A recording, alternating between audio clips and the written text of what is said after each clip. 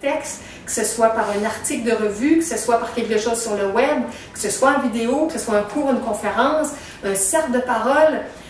Si vous pouvez amener votre énergie d'éducateur dans le monde, pour des petits-enfants, pour des plus vieux, pour des ados, pour des jeunes adultes, pour des adultes plus mûrs, pour des personnes à la retraite, pour partager ce que vous avez compris en certains sujets, c'est extrêmement précieux.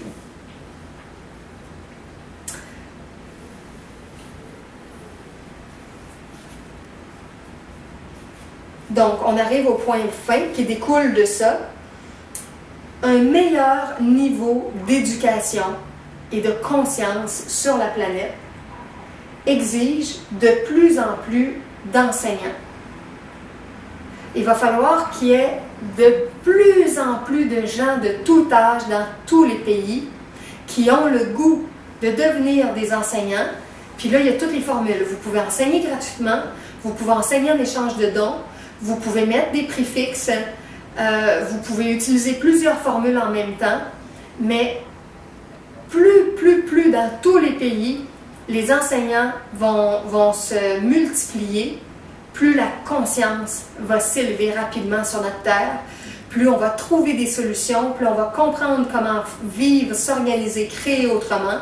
Et il y a des anciens schémas qu'on va délaisser parce qu'on va être de plus en plus intelligent, amoureux, créatif, avec une connaissance qui va circuler de plus en plus.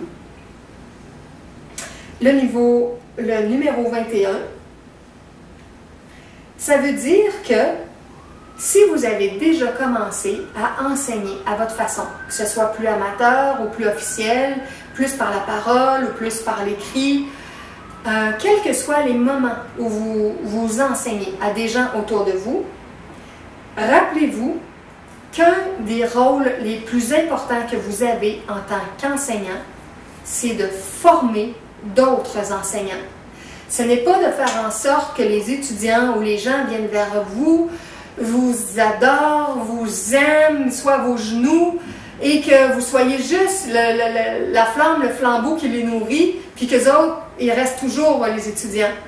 L'idée, c'est que vous transmettiez vos outils, votre savoir. Et c'est pour ça que moi, Yeshua et d'autres enseignants, on transmet sur le web, on transmet dans des textes, on transmet en vidéo, tout ce qu'on comprend, parce qu'on sait que chaque personne qui va prendre ça va transformer un peu plus sa vie, va en parler à d'autres personnes, et ça fait boule de neige, ça grandit tout le temps. Alors, si vous devenez enseignant, ne cherchez pas à trop fidéliser les gens sur une même matière, mais essayez d'enregistrer, d'écrire, de mettre en forme ce que vous voulez partager pour ne pas le répéter inutilement trop de fois et faire en sorte que ça soit disponible pour les gens et que vous-même, vous puissiez passer à une autre étape. Autre chose que vous allez apprendre, que vous allez raffiner et que vous allez aussi enseigner. Et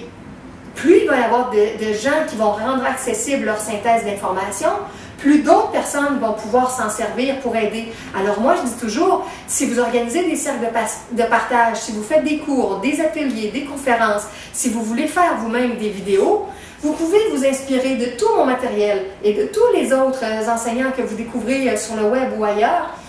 Inspirez-vous de tout ça, faites une synthèse personnelle et trouvez une façon de le partager. Et parfois, dans des cercles en personne, il peut y avoir des extraits de textes, des extraits de vidéos qui sont présentés, puis ensuite les gens discutent ou on va plus loin.